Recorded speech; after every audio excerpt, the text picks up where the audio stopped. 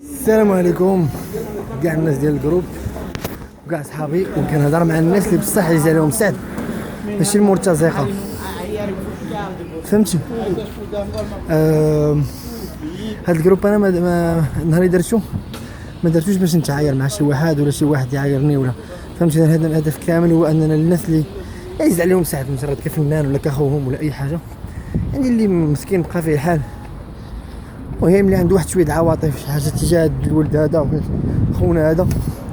هادشي علاش درت، ماشي حاجه اخرى. ما المهم انا كنقول لكم ديما لا كونكلوزيون ان اليوم داز كلشي مزيان، محاميين هضروا طولت الجلسه، بمعنى انه كون كان كاين شي دليل على سعد قاطع على انه دار شي حاجه، انه كوبابل، كانوا غادي يبقاو معاه ميم با، يعني حيت اليوم حضرات لغه بغيو الحضرات.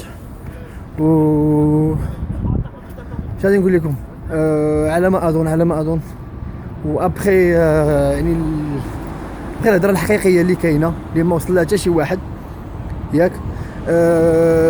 سعد دازت المحكمه ديالو مزيانه، وان شاء الله يا ربي باش ما تبقاو تعاروا في بعضياتكم، واحد كيهضر في الاخر، دعيو مع خونا الله يطلق سراحه. وانا تنقول لكم انني كنظن ان سعد راه غيخرج ان شاء الله يخرج مينيموم ان شاء الله، الا ما كانتش براءه غادي تكون ان شاء الله صراحه مؤقت. الله يخرجوا على خير ان شاء الله، والله يدير ليه التويل الخير. تحيه لكاع الناس ديال الجروب اللي بغى يبارطاجي هذا الفيديو يبارطاجيه. ماشي الهدف ديالي هو انني يشوفوني الناس، اصلا كلشي كيبغي يتصور معايا ويصورني هنا، ما كنتصور مع حتى شي واحد وما كناخذ تصويره مع حتى شي واحد، يعني ما كنقلبش على البوز ولا شي حاجه.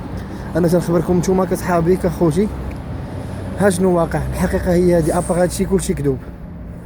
والسلام عليكم ورحمه الله.